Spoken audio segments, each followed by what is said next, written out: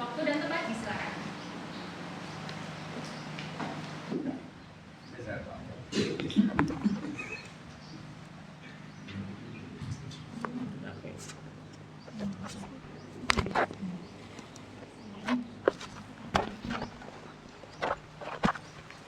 Terima kasih kesempatan yang diberikan. Bismillahirrahmanirrahim. Assalamualaikum warahmatullahi wabarakatuh. Salam sehat, salam semangat, salam kolaborasi, salam literasi. Yang saya hormati Bapak-Bapak narasumber, baik Pak Muzaka maupun Kang Safik. Kemudian yang saya hormati mentor-mentor saya. Di sini ada Pak Fikri, kemudian juga sesepuh-sesepuh yang lain, Gus Muiz dan sebagainya. Kemudian teman-teman kami dari bidang perpustakaan di Narpus Kendal.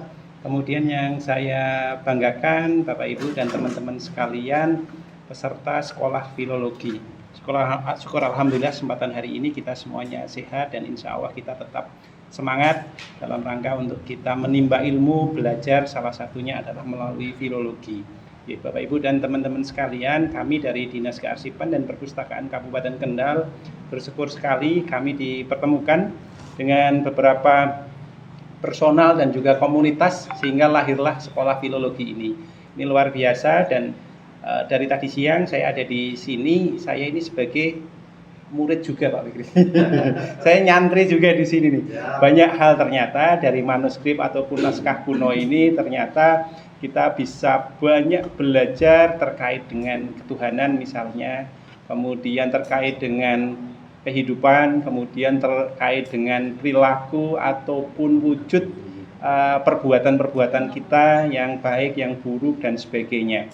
Jadi banyak pesan-pesan maupun ilmu yang disampaikan oleh sesepuh-sesepuh kita melalui naskah kuno yang telah ditulis puluhan bahkan ratusan tahun yang lalu.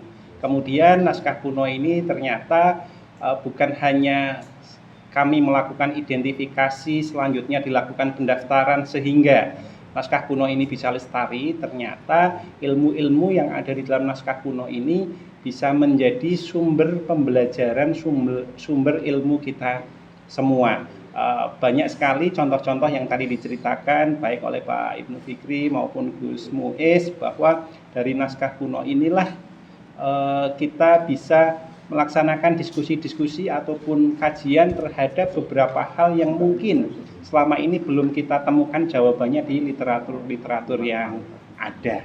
Sehingga kegiatan ini cukup luar biasa dan kami sangat mengapresiasi terhadap komunitas-komunitas yang ada di Kecamatan Kaliwungu ini dan kami sangat terbantu karena kemarin 1 tahun kami hanya menghasilkan 23 naskah kuno. Ini di Kaliwungu saja tahun ini sudah lebih dari 40 ya Pak ya. Sudah lebih dari 40 naskah kuno yang kita lakukan identifikasi. Ini luar biasa dan saya kira ini baru permulaan, potensinya sangat banyak dan dari naskah kuno ini akhirnya itu juga mensilaturahmikan ulama-ulama maupun keturunan-keturunan ulama di Kaliwungu ini untuk saling bersilaturahmi, kemudian juga melaksanakan diskusi ataupun kajian terhadap naskah kuno yang dimiliki. Kami berharap sekolah filologi ini insya Allah membekali kita semua, kemudian bermanfaat untuk kita semua dan kami dari pemerintah Kabupaten Kendal ini juga sangat bersyukur beberapa naskah kuno nantinya menjadi embrio untuk kita koordinasikan dan juga kita tindak lanjuti. Harapannya ke depan ada ingatan kolektif nasional maupun memori kolektif bangsa dari Kabupaten Kendal, khususnya adalah dari Kecamatan Kaliwungu, karena signifikansi sejarah, signifikansi peradaban yang ada di Kaliwungu ini luar biasa. Mungkin itu yang bisa kami sampaikan. Kurang lebihnya saya mohon maaf. Terima kasih atas perhatiannya. Semoga Allah Subhanahu wa taala senantiasa meridhoi ikhtiar-ikhtiar kita semua dan sekolah filologi ini bermakna dan bermanfaat untuk kita semua. Amin amin ya rabbal alamin. Matur nuwun. Assalamualaikum warahmatullahi wabarakatuh.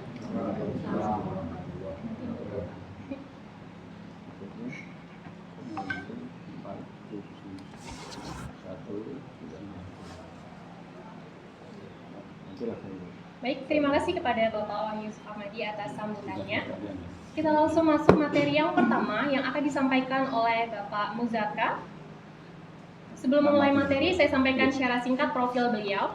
Beliau merupakan akademisi dan filolog yang memiliki perhatian besar terhadap kajian pernaskahan Nusantara, filologi, dan tradisi lisan.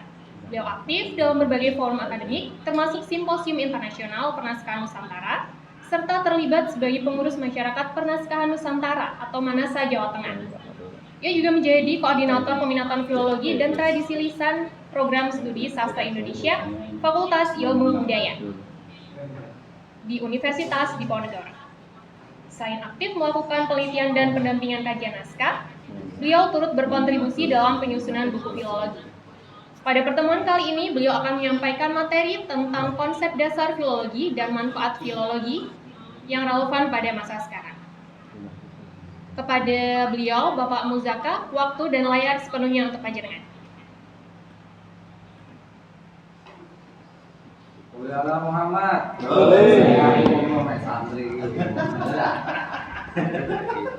Assalamualaikum warahmatullahi wabarakatuh. Bismillah, alhamdulillah, wala haula wala quwata illa billah, amma ba'du. Yang saya hormati Bapak Kepala Dinas Arsip Perpus Kabupaten Kendal, para kiai, para narasumber, para peserta sekolah filologi, baik yang ada di ruang ini maupun yang ada yang mengikuti melewat Zoom. Tadi sudah dikenalkan, saya adalah orang asli Kendal ya, orang asli Kendal, asli Pegandon ya, dan menjadi pengajar filologi sudah lebih dari 32 tahun di Fakultas Ilmu Budaya. Nah, tetapi saya diminta untuk menyampaikan materi dasar terkait dengan filologi itu apa, karena hal ini akan dikembangkan di Kabupaten Kendal, terutama bagi peserta sekolah filologi ya, karena mengingat kita lihat yang ada di Kabupaten Kendal, khususnya di Kaliwungu, ini banyak sekali karya-karya manuskrip para kiai, karya-karya manuskrip para ustadz, baik yang tertulis dalam bahasa Arab maupun yang tertulis dengan menggunakan bahasa Jawa. Bahkan ada yang double ya, jadi ada Arabnya, kemudian ada terjemahannya dalam pegon. Nah, materi yang diberikan kepada saya adalah mengenal filologi, karena tadi disampaikan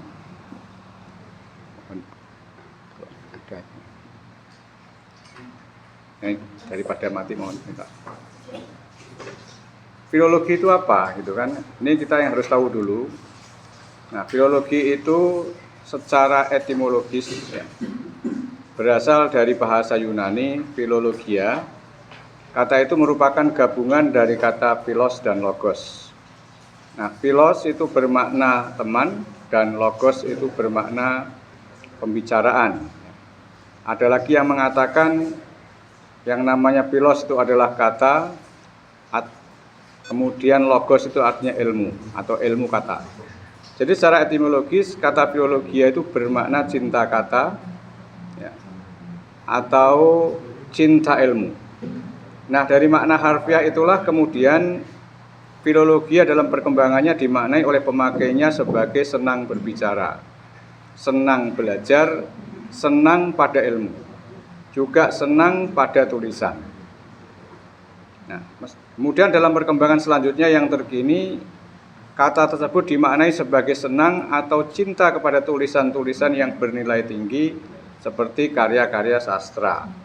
Makanya ada yang mengatakan filologi itu ya mempelajari manuskrip-manuskrip sastra yang ditulis oleh para orang-orang terdahulu atau nenek moyang kita.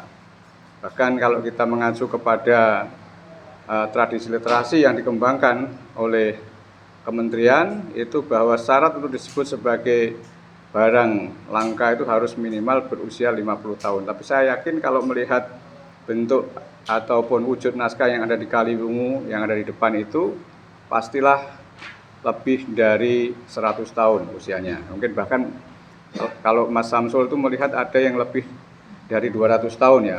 Nah, bisa jadi ini karena saya juga belum melihat sendiri gitu ya. Jadi filologi itu jadi ilmu yang mempelajari sastra lama atau hal yang bernilai tinggi ya, yang dilahirkan oleh nenek moyang yang usianya sudah puluhan tahun atau ratusan tahun. Nah, kemudian filologi dalam kamus besar bahasa Indonesia, kalau panjenengan nanti melihat, itu didefinisikan dengan sederhana, yakni ilmu tentang bahasa, kemudian kebudayaan, peranata, dan sejarah suatu bangsa sebagaimana yang terdapat di bahan-bahan tertulis.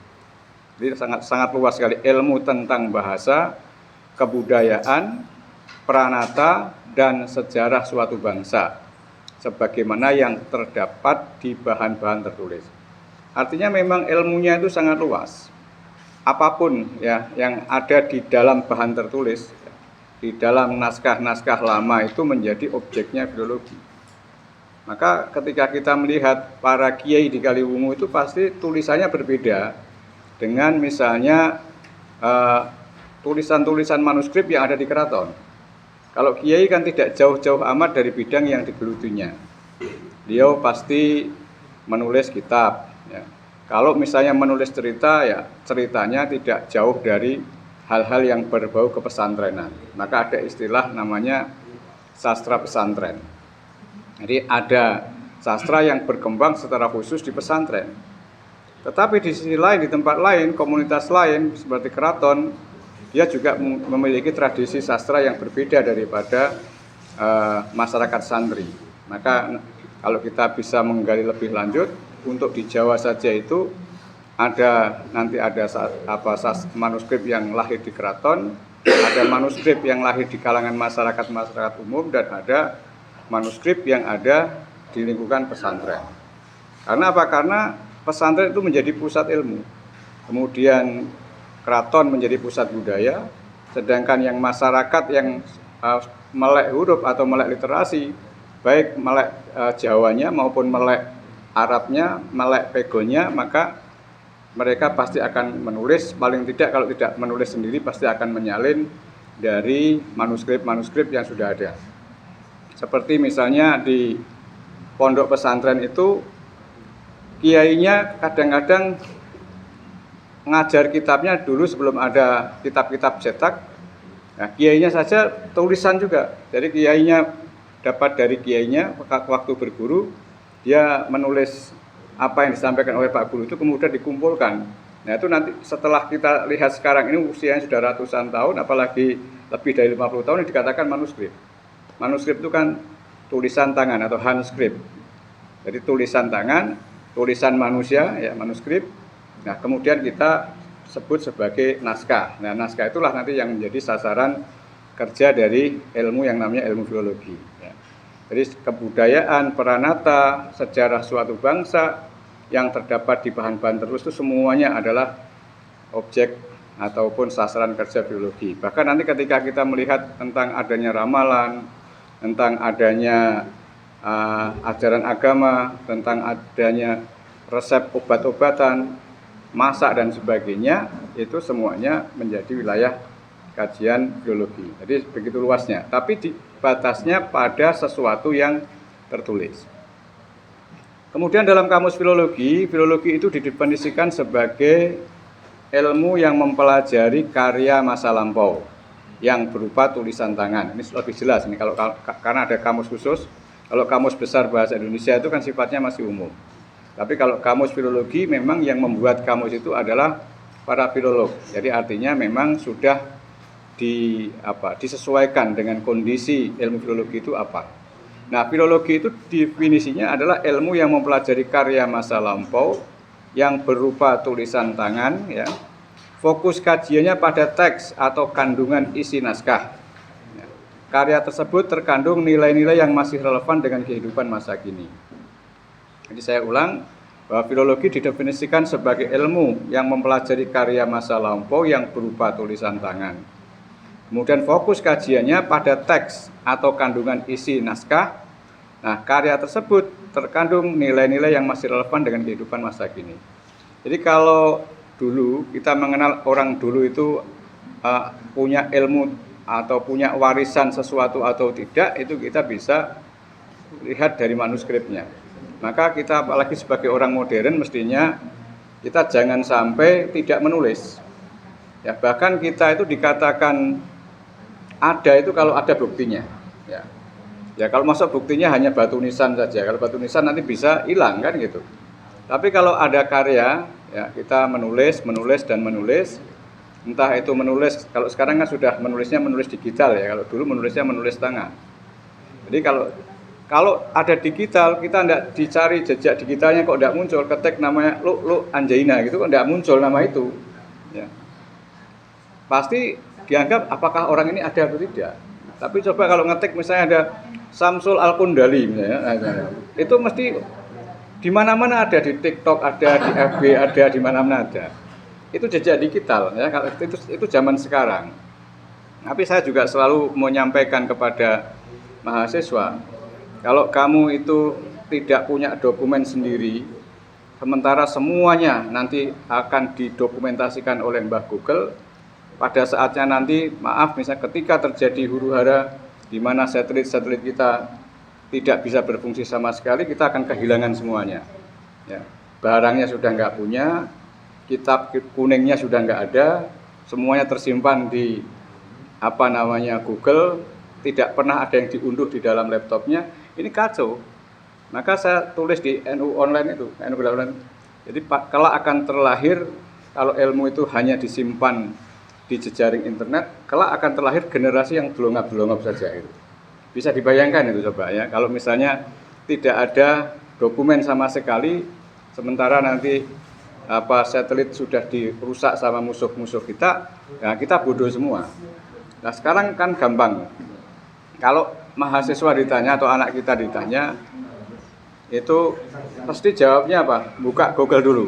Perang Diponegoro tahun berapa ya? Nah, lalu baru ngeklik Google Perang Diponegoro. Nah, baru jawabnya dari tulisan itu. Gitu ya. Ini sesuatu yang mungkin tidak pernah terpikirkan, ya tidak pernah tersimpan di dalam otak kita.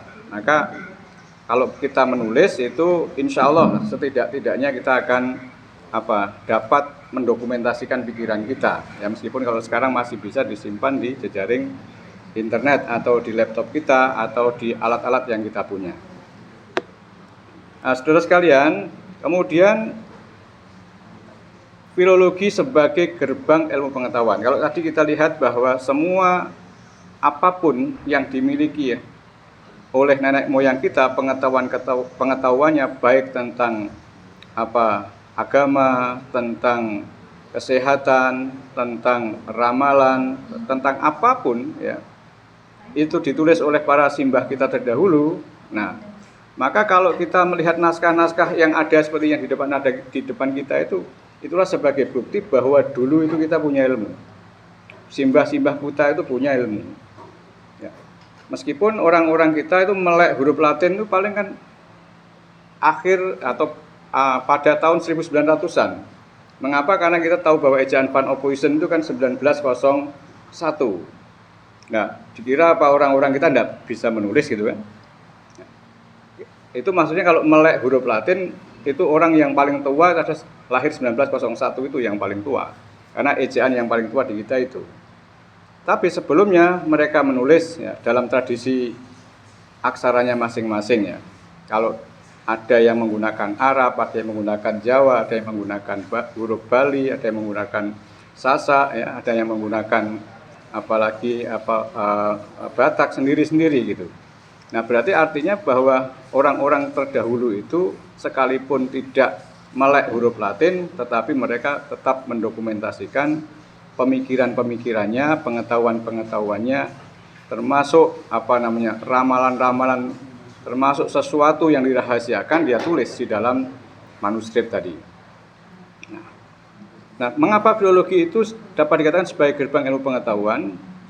Karena orang yang ingin mengetahui ilmu pengetahuan yang dihasilkan oleh para pendahulu pasti bertolak pada sumber-sumber tertulis yang ada. Jadi kalau kita ingin mengetahui ilmu pengetahuan yang telah ada pada masa lalu, sumbernya mana? Sumbernya pasti pada sesuatu yang tertulis gitu ya. Nah, sumber-sumber tertulis itu isinya sangat beragam. Bukan hanya terkait dengan sastra dan kebudayaan, namun peninggalan-peninggalan tertulis itu mengungkap beragam pengetahuan seperti tata pemerintahan, undang-undang, hukum, agama, filsafat, perbintangan, pertanian, kesehatan, arsitektur, dan beragam pengetahuan lainnya. Jadi semua ilmu itu ditulis, ya. Karena dulu nggak mungkin ilmu itu hanya diingat-ingat. Kalau mungkin sebelum kita mengenal tulisan, ya semua ilmu dihafalkan. Ya, kalau kita lihat kodifikasi Al-Quran kan begitu. Awalnya itu adalah ya diingat. Karena Nabi tidak pernah menulis, sehingga dihafal. Kalau dihafal diingatkan. Tapi sejalan dengan itu, ketika orang penghafal itu kurang jumlahnya, ini kan bahaya, ini kitab suci. Maka kalau kita lihat sepeninggal Nabi tidak ada, Abu Bakar itu ingin sekali membuat yang namanya tulisan Al-Quran yang bisa disebarkan pada orang-orang bukan sahabat Nabi, atau artinya orang yang hidup pada waktu itu yang mengikuti para sahabat itu. Nah, tulisannya apa? Nah, sudah ada tulisan-tulisan Arab pada waktu itu yang dikatakan tulisannya itu ya pokoknya bentuknya tidak ada titiknya, semuanya ya ada yang misalnya kalau ba ya tidak ada titiknya, tak ya tidak ada titiknya. Jadi seringkali orang itu menjadi salah. Nah, kemudian dari situlah ada penyempurnaan menggunakan tanda titik, ada titik 1, titik 2, ya. Kemudian ada naik lagi, ada harokat atau syakal, ya, ada fathah, ada kasroh dan seterusnya. Sehingga kita lihat yang sekarang ini. Jadi kalau kita lihat misalnya manuskrip terbaru terkait dengan Al-Quran itu sekarang sudah aneh sekali bentuknya. Bahkan ada yang sudah ada terjemahannya, ada latinnya, kemudian ada cara membacanya, ini eklab, ekwa, semuanya ada. Pada zaman Nabi itu tidak ada. Itu artinya kan kekinian, ya. Kalau kita ingin mendeteksi ini lama atau baru, ya ini pastilah tertulis itu sebagai sesuatu yang baru karena sudah tertulis. Begitupun dengan huruf Arapegon. Ya, huruf Arapegon yang dikenalkan kepada kaum santri itu kan juga awalnya itu bagaimana kok muncul itu gitu ya. Awalnya menggunakan huruf Arab semua itu, tapi huruf Arab semua itu kan nggak bisa digunakan untuk bahasa Jawa. Misalnya huruf P, ya, misalnya ada podo, do, mungkin ada seperti itu. Kemudian lahirlah Arab yang dimodifikasi dengan Jawa, sehingga ada co, ya, ada ngo dan seterusnya yang mungkin di dalam huruf Arab tidak bisa dibaca, ya. Nah, kita mengenal itu. Bahkan tradisi pegon itu pun juga berubah. Dulu pegon itu awalnya tidak menggunakan sakal, ya, tidak menggunakan sakal, kemudian menggunakan tanda saksi. Kalau U pakai wau, kalau A pakai alif, ya, kalau I pakai ya, mati sendiri, ya, pakai tanda mati. Nah, itu awalnya begitu. Nah, kemudian lebih memudahkan lagi kalau kita lihat juga dalam pegon sudah ada tulisannya, misalnya opo ya tulis opo, iku terus I, K, ada harokatnya seperti itu. Nah, ini artinya apa? Berarti pegon yang ada di pesantren itu pun juga sudah berubah banyak sekali. Begitupun dengan tulisan Jawa, ya, tulisan Jawa. Tulisan Jawa itu dulu dari Jawa kuno, kemudian muncul ada Jawa pertengahan, kemudian ada muncul Jawa baru. Nah, sekarang ada Jawa yang gagrak anyar. Nah, kadang-kadang seperti mahasiswa-mahasiswa yang Honocoroko itu dianggapnya itu huruf Jawa kuno, padahal itu adalah huruf Jawa baru. Apalagi itu juga sudah mengalami perubahan-perubahan yang sangat banyak. Nah, itu kita tahu itu dari mana, ya, dari tulisan-tulisan yang ada itu gitu. Nah, dulu para simbah kita menulis tentang undang-undang, ya, tata pemerintahan, hukum, agama dan seterusnya itu dengan ke ranah manuskrip atau ke tempat entah itu nanti yang digunakan ada deluang, kemudian bisa juga rotan, ya, bisa juga mungkin kulit binatang, ya, bisa juga kalau di Bali menggunakan daun lontar dan seterusnya. Nah, maka dari situ karena semua bidang ilmu itu dituliskan dalam manuskrip-manuskrip itu, maka oleh yang namanya Philip August Buch itu dikatakan filologi itu menjadi le étalage de savoir, ya. Jadi étalage de savoir itu berarti etalase bagi ilmu-ilmu pengetahuan. Artinya itu menjadi gerbangnya ilmu-ilmu pengetahuan. Nah, jadi filologi itulah yang kalau kita belajar itu setidaknya itu memberikan memberikan pintu bagi ilmu-ilmu lain untuk mengenal terutama sejarah perkembangan ilmu, apalagi ini agama itu sangat paling penting itu. Karena harus ada sanad ya, Mas Samsul ya. Jadi agama itu nggak mungkin cari yang baru-baru, harus ada, apalagi di pesantren. Ini dari siapa, dari siapa, dari siapa, dari siapa. Di samping itu ada kesakralan kaitannya dengan Al-Quran dan hadis, tapi juga ada kaitannya dengan sanad-sanad. Sehingga kalau lihat menceng sedikit ketahuan, ini kok beda ya, ini berarti ada masalah gitu. Nah, saudara sekalian, filologi juga ada yang mengatakan awalnya sebagai ilmu bahasa. Karena peninggalan tertulis masa lampau ini tidak terlepas dari bahasa. Sebab bahasalah yang menjadi alat komunikasi manusia yang utama. Jadi karena orang itu berbahasa, maka pertama kali menuliskan di dalam tulisan yaitu ada bahasanya juga. Apa yang tersaji dalam teks-teks tertulis itu menunjukkan pemakaian bahasa di masyarakat saat penulisan teks tersebut. Dari tulisan itulah ada hal utama yang harus diperhatikan dalam studi bahasa, yakni wujud bahasa yang digunakan dengan kekhasannya dan penggunaan bahasa oleh pemakainya. Wujud bahasa yang digunakan dalam sumber tertulis adalah bahasa standar di masanya. Sebab masyarakat tradisional, dalam hal ini masyarakat kuno, hidup dalam tradisi lisan. Jadi kalau ditanya, berarti kalau masyarakat kuno itu yang sudah mengenal tulisan, berarti masyarakat kuno itu sudah maju. Artinya sudah maju, dia tidak hanya mengingat. Karena kalau yang lebih kuno lagi, apalagi yang tidak mengenal tulisan, itu pasti dia hidup dalam tradisi lisan. Katanya kan begitu. Makanya para kiai itu mengapa kok menyalin naskah dari gurunya, kemudian ada yang menulis sendiri, ada yang membuat tafsir. Kita tahu tokoh-tokoh Nusantara ya, misalnya ada Kiai Soleh Darat ya, menulis, kemudian ada Kiai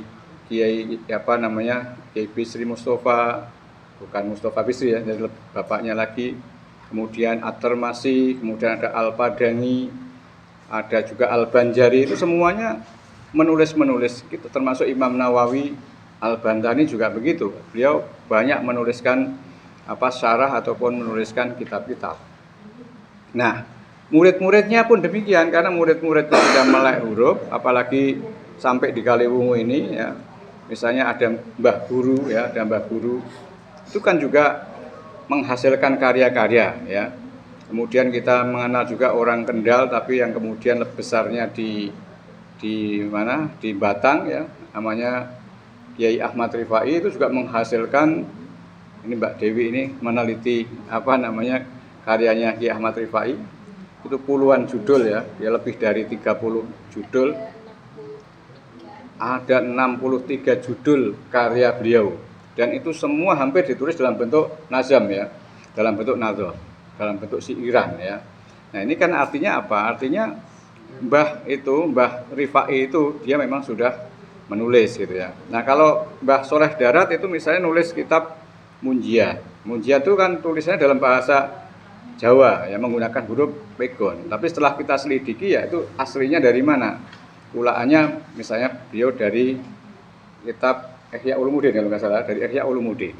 Kemudian ada kitab yang lain yang kita dapatkan dari beliau, misalnya ada Jauharat Tauhid misalnya kan, dan masih banyak lain-lain. Nah saya ini belum tahu kalau karya-karya di Kaliwungu ini, nanti saya belum sempat, nanti hari ini mudah-mudahan saya nanti bisa dapat pencerahan karya Kiai Abu Khair, karya Mbah Guru ya, Kiai Asari, karya Mbah Kiai siapa namanya yang Pondok Apik itu sesepuhnya, Mbah Kiai Irfan misalnya. Kalau ada jejak-jejak tulisnya kan bisa itu ya, bisa menjadi kekayaan buat Kabupaten Kendal, karena memang Kendal itu pondok-pondok tua, termasuk yang ada di Kaliwungu termasuk pondok-pondok tua. Nah selain di sini kan adanya seperti karya-karya Kiai Ahmad Rifai itu kan tidak banyak di sini, adanya malah di Spokomulyo, di mana Mbak? Ya, di Wonosobo, di Batang, di Limpung dan seterusnya. Itu karena ternyata berkembang digunakan sebagai bahan ajar pada pengikut-pengikut torekohnya atau atau para murid-muridnya yang disebut dengan Islam Tarojuma. Ya, tentu saja kalau orang-orang NU ya, orang-orang yang ada di pesantren itu tidak menggunakan tulisan beliau, tapi banyak menggunakan kitab-kitab kuning ya, tulisan tulisan ulama-ulama Timur Tengah dan ulama-ulama Nusantara yang tinggal atau mukim di sana seperti Imam Nawawi Al-Bantani. Nah itu, jadi kita mestinya, saya sering sampaikan juga kepada kiai-kiai waktu saya diundang oleh MUI Jawa Tengah untuk berbicara tentang sastra pesantren. Ya, saya waktu itu ada yang pro dan yang kontra, ada yang mendukung saya dan ada juga yang ibaratnya mengkritik saya. Tetapi saya katakan bahwa inilah produk pesantren seperti ini. Nah, kalau pesantren tidak menghasilkan apa-apa, hanya pinter baca kitabnya Imam Ghazali, Imam Syafi'i, Imam Hambali, Imam Hanafi, semuanya ya, termasuk kitab-kitab yang lain yang dikaji di pesantren yang sangat banyak, cabang-cabang ilmunya juga banyak, tapi tidak pernah memproduksi, yaitu nanti kita hanya menikmati, tidak bisa menghasilkan tulisan sendiri, mungkin sarah ya, membuat sarah dari para penulis terdahulu. Nah, makanya setidaknya orang-orang di pesantren itu atau para kiai itu, saya dalam tanda petik itu saya tantang ya, monggo panjenengan bisa menjadi Kiai Soleh Darat, bisa menjadi Imam Nawawi Al-Bantani yang nanti itu akan digunakan sebagai bahan ajar atau setidaknya itu sebagai pencerah, apalagi kalau hidupnya pada zaman kekinian berarti otomatis tafsirnya ya, tafsir terhadap Al-Qur'an atau tafsir terhadap kitab fikih dan kitab-kitab yang lain itu akan menjadi berbeda daripada yang terdahulu gitu. Itu filologi sebagai ilmu bahasa. Mau tidak mau kita harus paham tentang bahasa, terutama bahasa yang digunakan di dalam naskah. Kemudian filologi juga sebagai ilmu sastra, karena peninggalan tertulis pasal Lampau itu banyak berupa karya sastra, ya, baik prosa, puisi maupun drama. Awalnya memang kerja filologi fokusnya pada bahasanya dulu, ya, pada kata, pada kalimat. Tetapi karena teks yang diteliti adalah karya sastra besar, ya, seperti kalau di luar ya, ada kitab Ramayana, ya, Rsi Walmiki, Mahabharata yang sangat terkenal, kemudian ada Iliad, Odisi, Homeros, ya, dan karya-karya adiluhung lainnya, maka sangat logis jika filologi juga dipandang sebagai ilmu sastra adiluhung. Hal demikian juga berlaku hingga sekarang, bahkan anggapan itu makin menguat ketika para pembelajar sastra menyebut filologi sebagai ilmu sastra klasik.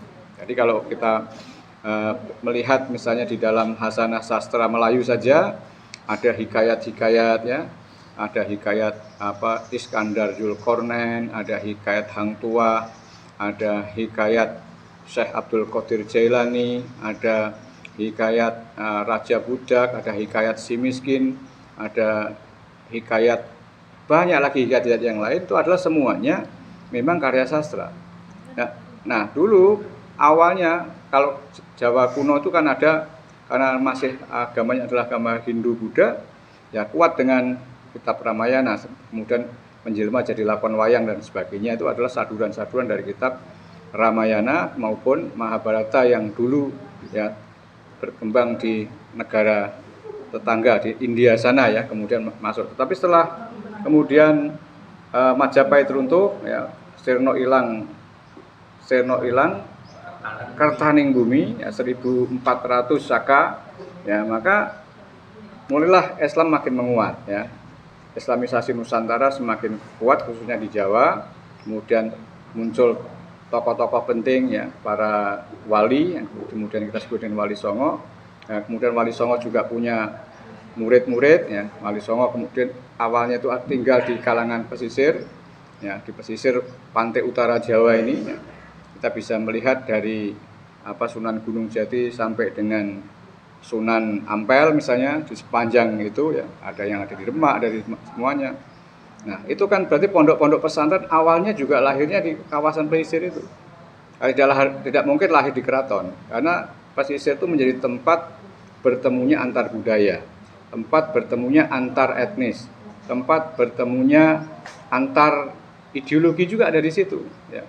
Jadi kita bisa mengenal mengapa kok pondok-pondok pesantren tua itu awalnya ada di pesisir, ya memang tokoh-tokoh kita, para susuhunan atau para kiai, para ulama itu ada di situ. Kemudian karena orang-orang lain dari luar Pantura itu mondok di situ, kemudian kembali ke masyarakatnya, ke kampungnya, maka pondok pesantren itu menjadi tersebar luas di berbagai wilayah, tidak hanya di Jawa tapi juga di seluruh Nusantara.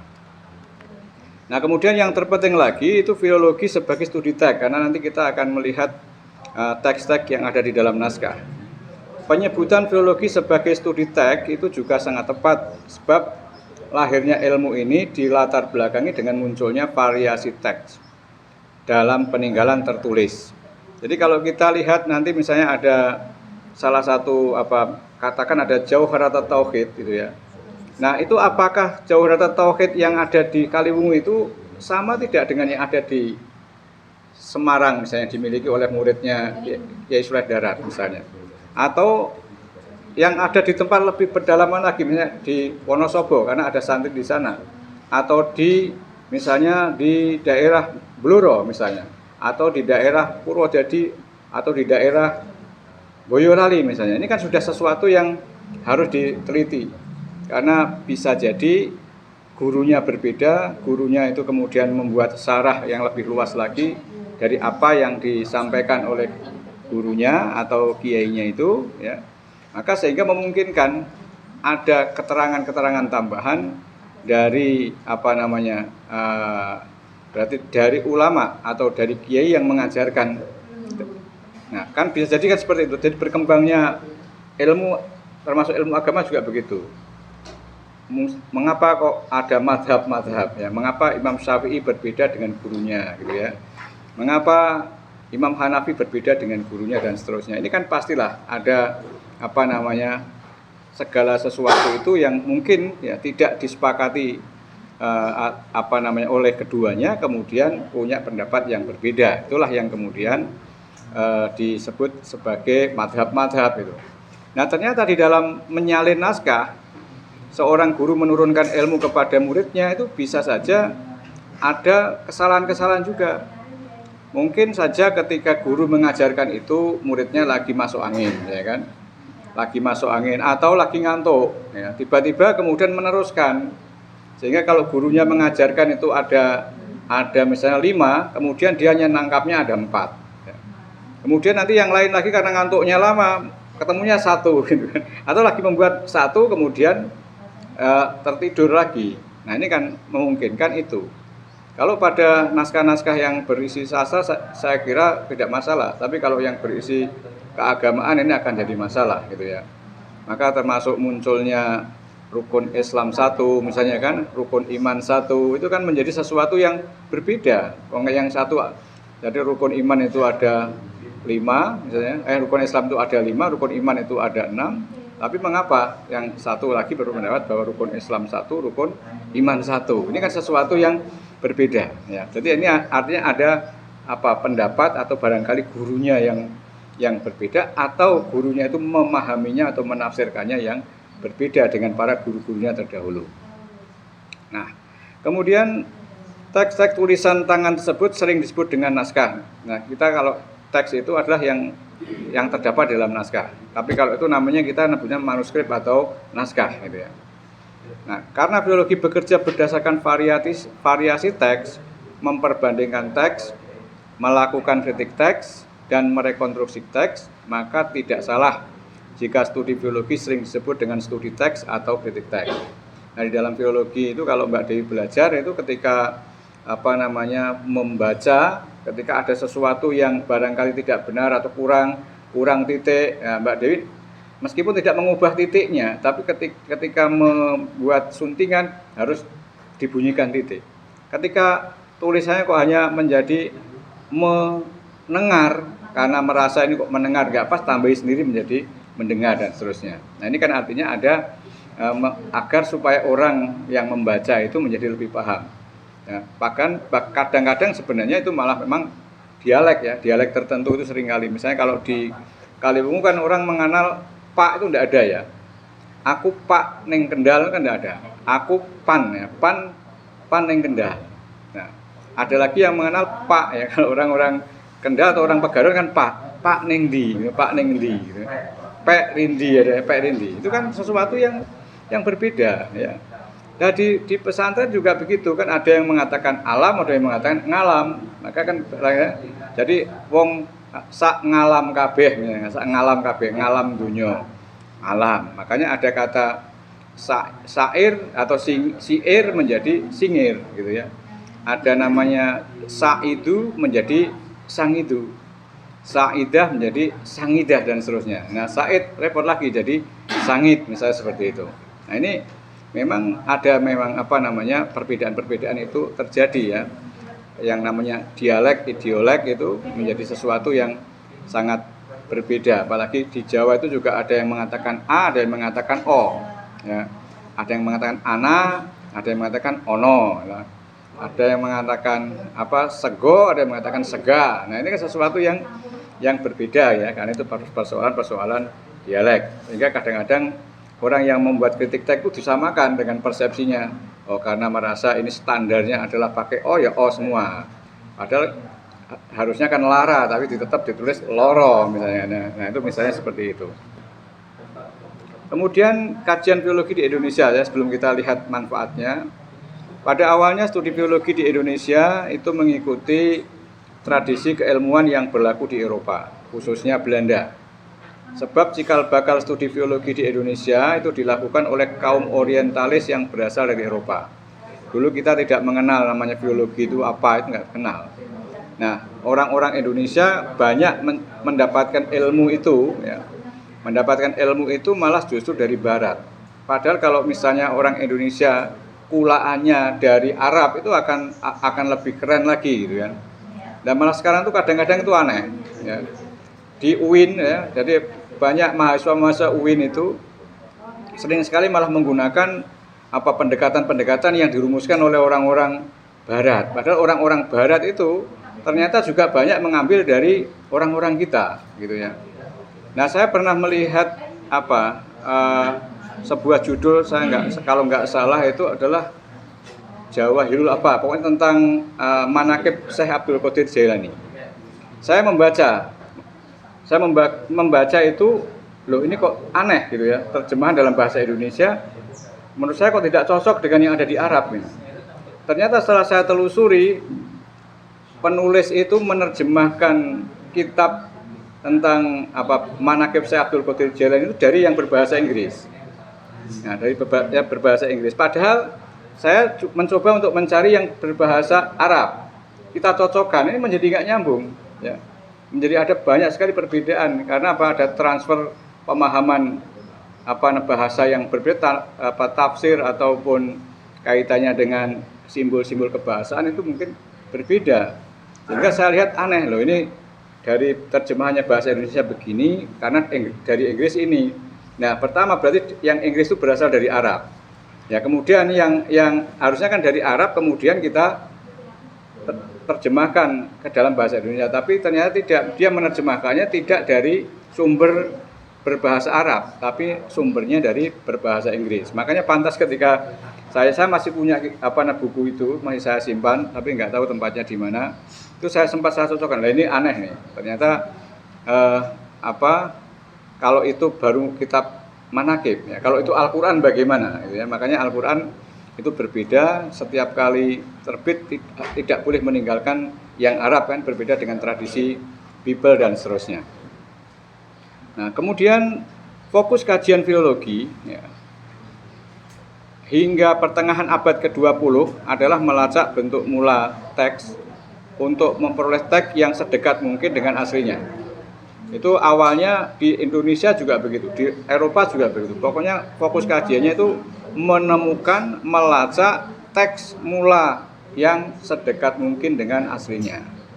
Itu kalau Mbak Dewi itu hafal pemikirannya Karl Lachmann, pendapat Karl Lachmann bahwa the business of textual criticism is to produce the text as close as to the original, ya gitu ya. Jadi bahwa tujuan dari kritik teks itu adalah menemukan ya, atau memproduksi atau menemukan naskah sedekat mungkin dengan aslinya. Nah, jadi itu awalnya di Indonesia juga begitu. Nah, sejak akhir abad ke-20, studi di Indonesia mengalami perubahan besar, yakni tidak semata-mata melacak teks mula saja, tetapi juga menekankan pada struktur teks, ya, pemaknaan isi teks, ya, fungsi teks, hingga kajian multidisipliner. Nah, yang sekarang yang berkembang itu adalah macam-macam. Sekarang kajian filologi itu sangat luas, tidak bisa masuk pada struktur teks, pemaknaan isi teks, fungsi teks, hingga kajian multidisipliner. Mengapa? Ya karena tadi itu isi dari naskah lama itu kan sangat beragam ya. Nah, kemudian kita kerucutkan lagi. Nah, sekarang objek penelitian filologi itu apa? Ya. Jadi objek filologi itu adalah teks. Teksnya ya, bukan barangnya itu. Jadi teksnya. Persoalan teks merupakan persoalan utama filologi ya, sebab lahirnya filologi itu didasari dengan munculnya perbedaan bacaan atau teks dalam peninggalan tertulis masa lampau. Jadi awalnya itu lahir filologi itu karena di dalam teks, dalam naskah-naskah itu ada perbedaan. Ini kok ada begini, ini ada begitu, ini kok ada tambahan, ini kok kurang, ini kok ada loncat, ini kok ada hurufnya hilang. Awalnya kan seperti itu, karena ingin membersihkan teks dari kesalahan-kesalahan. Terlebih apalagi teks-teks itu adalah teks-teks keagamaan, ya. Teks Al-Quran misalnya itu kan bingung, kurang sehalaman itu terus nyarinya bagaimana. Atau ketika ada ayat tambahan baru itu juga nanti menjadi repot semuanya. Kalau sekarang kan sudah sudah serba ahlinya sudah banyak, ya, penghafal Al-Qur'annya juga sudah banyak. Tetapi kalau yang tidak, misalnya kitab-kitab selain Al-Qur'an, misalnya yang kadang-kadang ada rame ya di media, ternyata kan ada juga kelompok orang yang ingin mengubah misalnya redaksi teks dari sastra klasik ini ya, dengan menghilangkan hal-hal yang mungkin tidak sesuai dengan ideologinya, atau menambahkan atau mengubah. Sehingga ketika orang melihat misalnya melihat ada tafsir Ibnu Katsir itu kok ada macam-macam gitu kan. Nah, kalau tafsir Jalalain saya kira masih belum ada masalah gitu. Tapi kalau tafsir Ibnu Katsir itu katanya di sini ada yang begini, di sini ada yang begitu gitu. Nah, begitupun dengan kitab-kitab kuning yang lain gitu. Nah, ini seringkali kita lihat kasus-kasus semacam itu. Karena apa? Karena seringkali orang menyalin itu kalau tidak sesuai ya menggantikan. Ini kok nggak cocok ya dihapus, bahkan diganti, ya kan? Karena ideologinya berbeda ya. Mohon maaf, kita kan ada mengenal ada Syiah, ada ahli sunnah, ya, ahli sunnah juga macam-macam gitu kan. Nah, kemudian ada Salafi, ada Wahabi dan terusnya ya. Ini kan punya tafsir yang berbeda-beda. Ketika menemukan kitab karyanya Syekh Nawawi Al-Bantani, dia berkecenderungan menafsirkannya mungkin beda. Atau ketika kita melihat ada satu hadis ya, ada redaksi hadis kok sarahnya kok begitu, ini nggak sesuai dengan dia, ya dihapus atau dihilangkan. Masih menggunakan judulnya misalnya adalah kitab apa misalnya ya, Fathul Bari atau apa, tetapi isinya sudah ada perubahan-perubahan itu. Ini kan pertarungan ideologi namanya ya, kaitan dengan itu. Nah, munculnya perbedaan teks itu berkaitan dengan kegiatan penurunan. Nggak mau tidak mau kok bisa berbeda, pasti ketika nyalin itu berbeda. Pada umumnya perbedaan teks yang kecil, ada perbedaan teks itu ada yang kecil dan ada juga yang besar. Perbedaan teks yang kecil itu dikatakan sebagai varian, ya. Disebabkan oleh faktor tidak sengaja. Jadi kalau kurang titik atau kelebihan titik, harusnya ditulis dengan qaf, hanya munculnya fa. Ya misalnya harusnya ditulis dengan jim, nulisnya titiknya di atas menjadi kha misalnya. Ini kan namanya kesalahan-kesalahan kecil. Itu namanya dalam istilah filologi itu varian. Karena tidak sengaja. Tetapi kalau munculnya perbedaan teks yang besar, ya, kok ada perubahan-perubahan, ada yang hilang, ada yang diganti, ada yang dikurangkan. Ya, jadi kan ada ini teks, wah ini dihilangkan, kemudian ditambah yang baru, ya.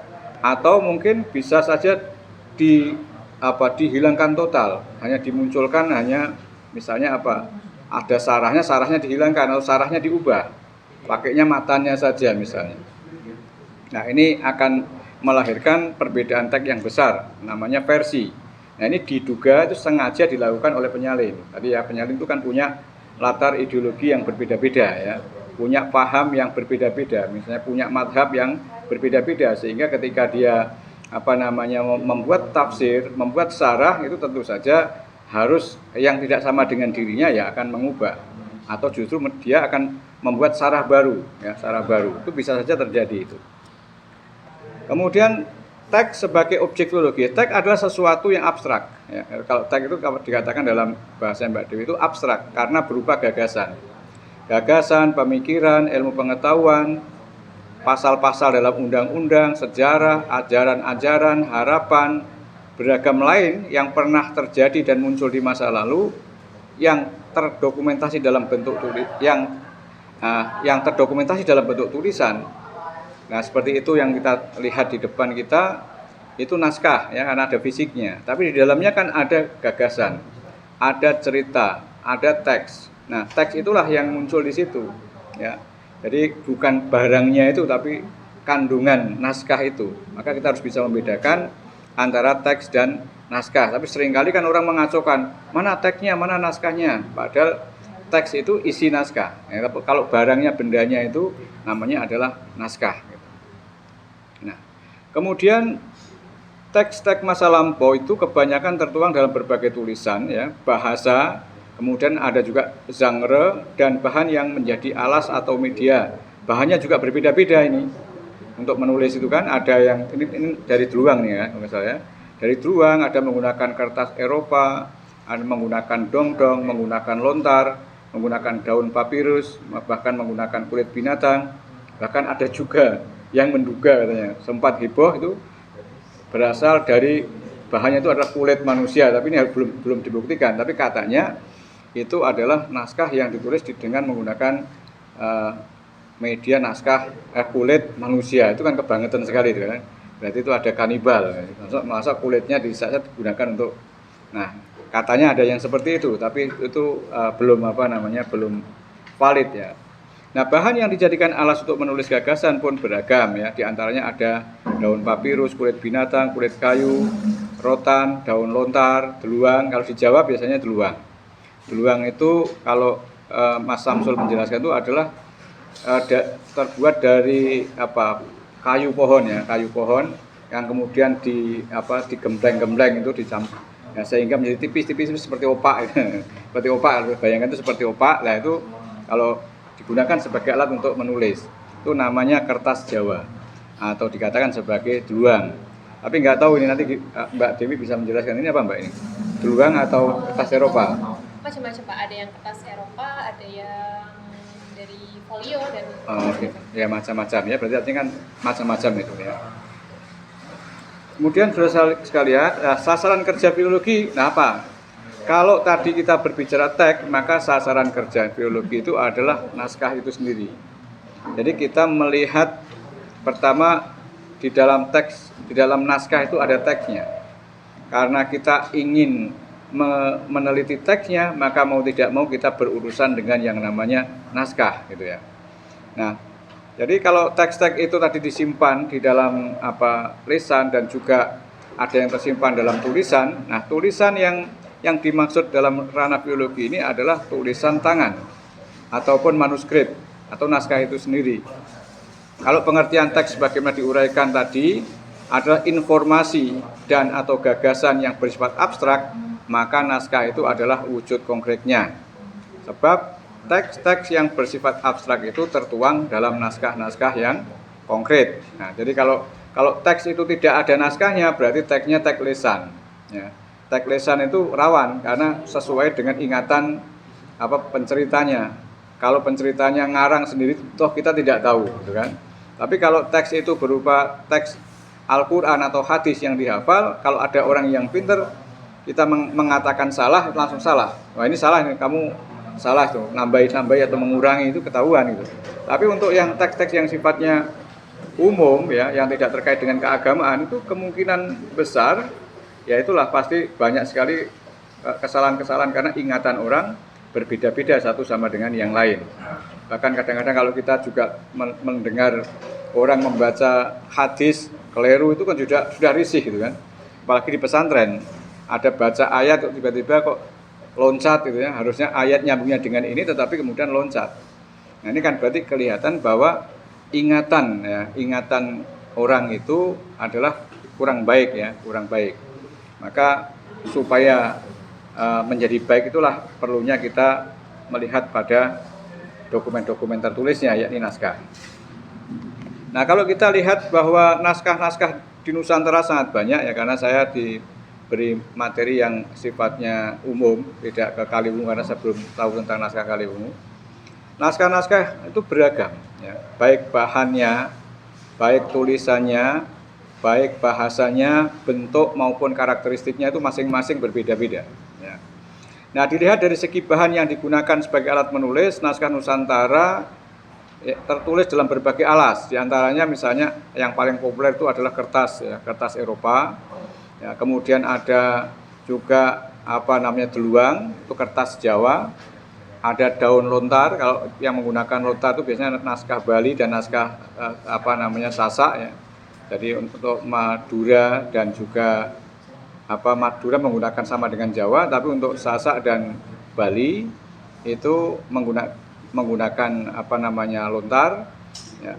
Kemudian juga rotan itu hanya dalam tradisi Batak, sedangkan kulit binatang hampir digunakan dalam berbagai etnis meskipun jumlah teksnya terbatas ya. Jadi kalau kulit itu masih sedikit karena mungkin lebih banyak digunakan untuk alat-alat yang lebih baik. Bentar ya. Ya, saudara sekalian, mohon maaf ini terganggu. Kita lanjutkan. Nah, persoalan tekstologi sekarang ya, terkait dengan teks, perbedaan bacaan atau variasi teks yang muncul dalam sejumlah naskah dengan judul yang sama ya, dipandang sebagai kesalahan atau korupsi ya oleh filologi tradisional.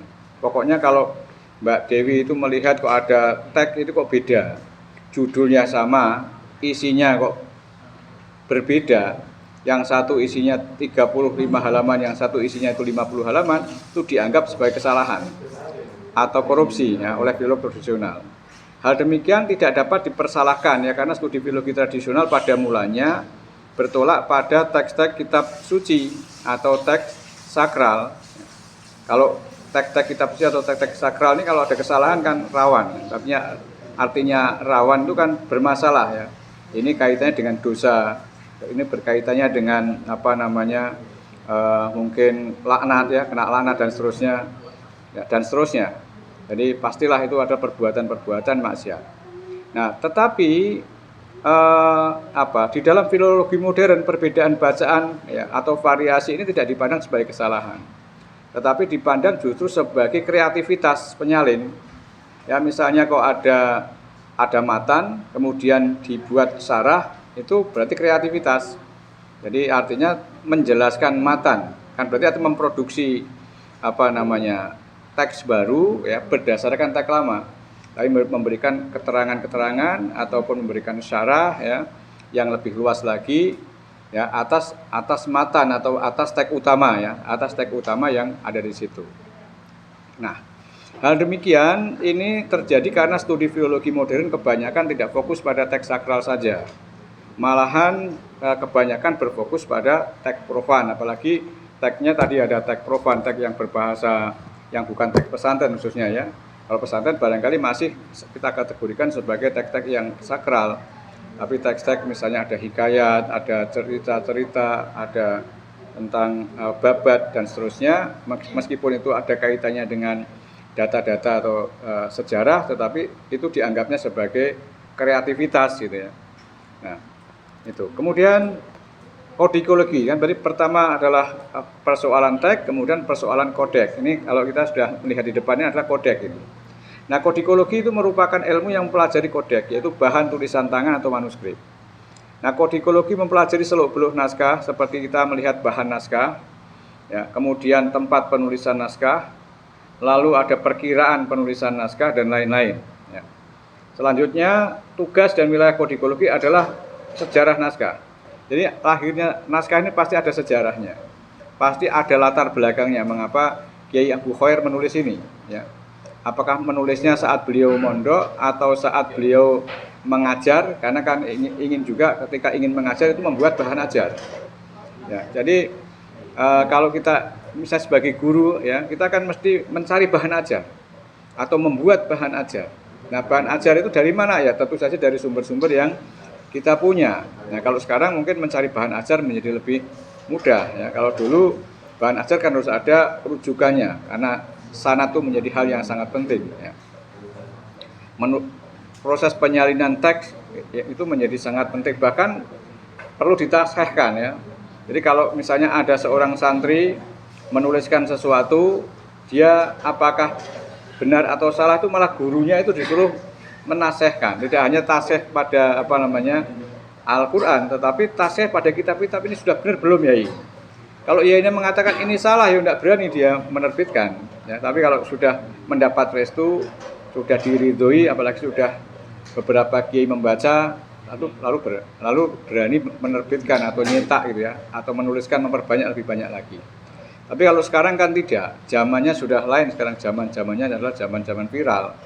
Ya pokoknya yang penting yang dicari adalah viralnya itu tadi, tidak benar dan salah. Makanya sekarang ini kalau kita sebagai orang yang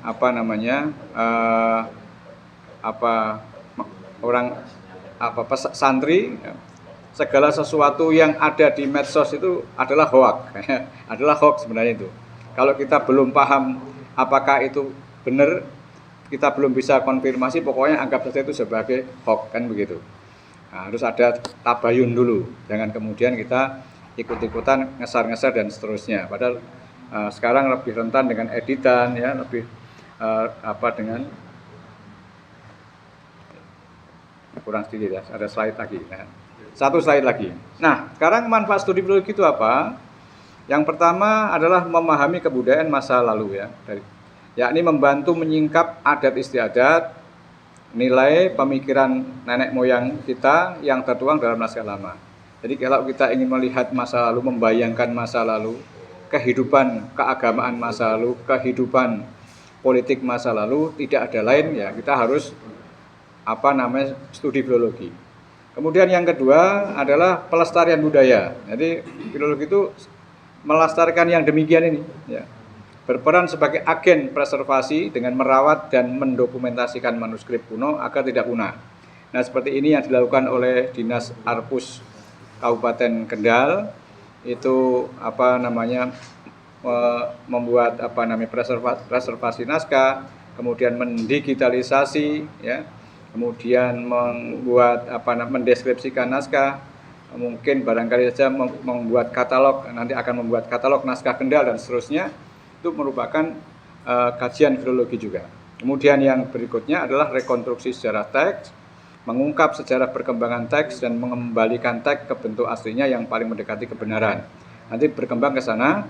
Kemudian berikutnya bisa ilmu bantu sejarah.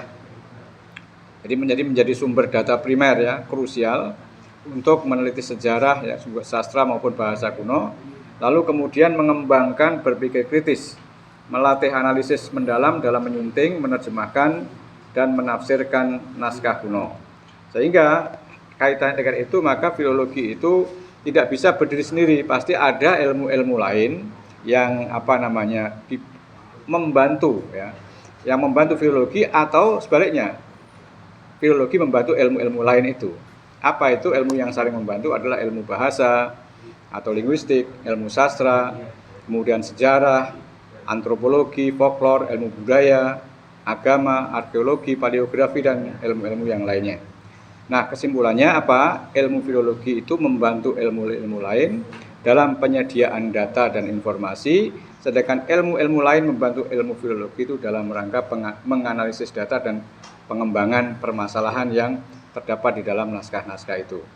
Ya, saya kira demikian. Mungkin saya cukup lama menyampaikan materi ini. Mudah-mudahan ada yang bertanya, ada yang berdiskusi supaya lebih cerah gitu ya. Saya kembalikan kepada Mbak Moderator. Silakan. Baik, terima kasih kami sampaikan kepada Bapak Muzaka atas materinya. Saya menangkap beberapa hal yang sangat penting di sini. Pentingnya sebuah tradisi menulis di pesantren ya, karena mungkin daya ingat manusia itu terbatas. Nah, dengan menulis kita bisa melestarikan ilmu-ilmu yang disampaikan oleh para guru kita, oleh para ustadz kita, dan para pendahulu-pendahulu kita. Tapi agar suasana diskusi ini semakin meriah, kami persilakan kepada para peserta sekolah filologi untuk mengajukan pertanyaan. Bagi peserta filologi yang tergabung dalam Zoom, jika ingin mengajukan pertanyaan bisa menggunakan fitur raise hand. Saya persilakan. Ya. Oke. Nama dan nama nih. Assalamualaikum warahmatullahi wabarakatuh. Waalaikumsalam warahmatullahi wabarakatuh. Perkenalkan, nama saya Muhammad Nazaruddin dari Semarang. Izin bertanya Bapak. Ye. Jadi kalau untuk penulisan manus itu kan dari bahan itu kan macam-macam gitu. Ada yang kulit, lontar, terus beruang. Itu cara kita nanti membedakan ini bahannya dari apa, terus memprediksi kira-kira tahun berapa itu gimana? Ini saya ini tes. Halo. Mana? Mohon maaf, ini saya ulangi lagi. Tadi kalau kita mendengar dari panjenengan yang jenengan sampaikan itu bahwa untuk penulisan naskah atau manuskrip itu kan menggunakan berbagai macam bahan. Ada yang dari lontar, kulit, terus beruang, kertas Eropa ya. Nah itu kita kan di sini masih awam juga ya. Untuk membedakan mana itu bahan yang dari lontar, terus bahan dari kertas atau beruang, itu nanti bagaimana lah cara untuk membedakannya. Terus untuk tahunnya itu juga era berapa itu bagaimana? Nyun sewu itu mawon. Cukup matur suwun. Assalamualaikum warahmatullahi wabarakatuh. Yang lain? Ada yang mau tanya? Mas Bagus? Oke. Atau dari peserta Zoom, ada yang ingin bertanya? Silakan mengaktifkan fitur raise hand-nya.